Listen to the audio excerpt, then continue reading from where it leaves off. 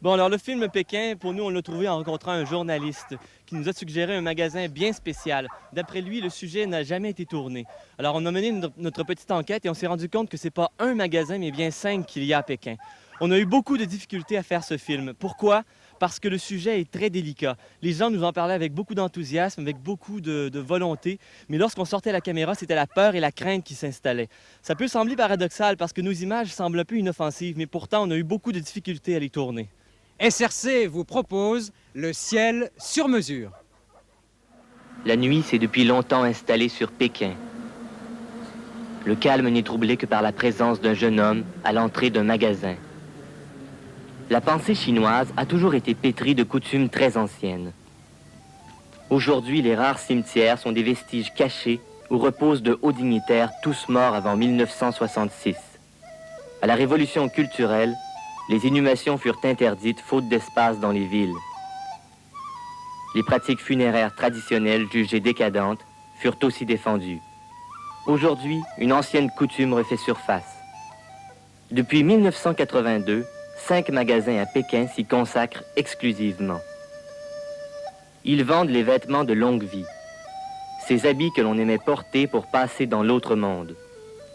Chacun de ces commerces reçoit chaque jour une vingtaine de clients et une dizaine d'ensembles y sont vendus. Ils comprennent un pantalon, un manteau, des souliers et un chapeau. Et ces boutiques ont de quoi satisfaire tous les goûts. Cet oreiller, c'est la nouvelle société. Le pain signifie la droiture et la force.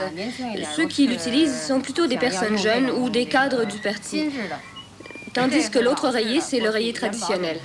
La confection est le travail d'handicapés et de personnes atteintes de troubles nerveux. 15 employés par manufacture qui produisent autant d'ensembles par jour. Sur le chapeau, c'est une fleur de lotus. Elle a une signification particulière. Cette fleur sort de la boue et fait surface parfaitement propre et sans tache.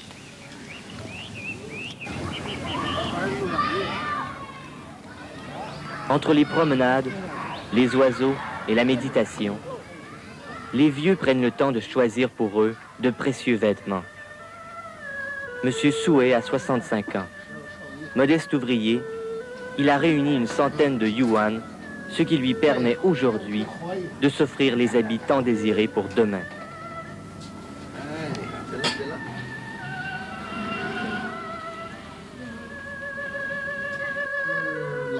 En Chine, pour les vieilles personnes, mettre des vêtements de longue vie est une chose heureuse, la récompense de toute une vie de travail. Monter heureux au ciel, c'est l'espoir de toute une vie. Si ces magasins ouvrent à toute heure du jour et de la nuit, c'est que la tradition veut qu'une personne soit habillée de ses vêtements avant de passer dans l'autre monde. Je suis ici pour acheter des vêtements pour ma mère. Elle est mourante. Elle n'a pas eu une vie facile. Il faut que je sois bon pour elle. Au milieu de la nuit, un jeune homme prépare le plus paisible des repos pour sa mère.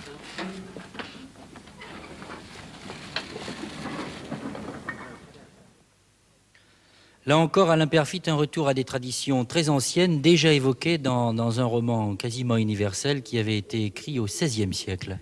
Oui, c'est le roman Au bord de l'eau qui parle de cette coutume.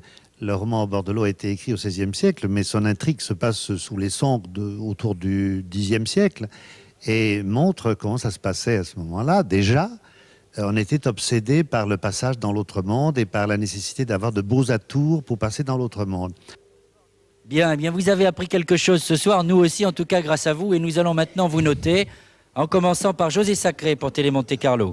8, 5, 4, 3 et 10, ce qui fait un total de 30. J'ai trouvé excellente idée de personnaliser votre film à travers la présence de ce jeune homme qu'on voit au début et à la fin du film et qu'il rend ce film plus touchant, plus émouvant. Vincent Philippe pour la Suisse romande.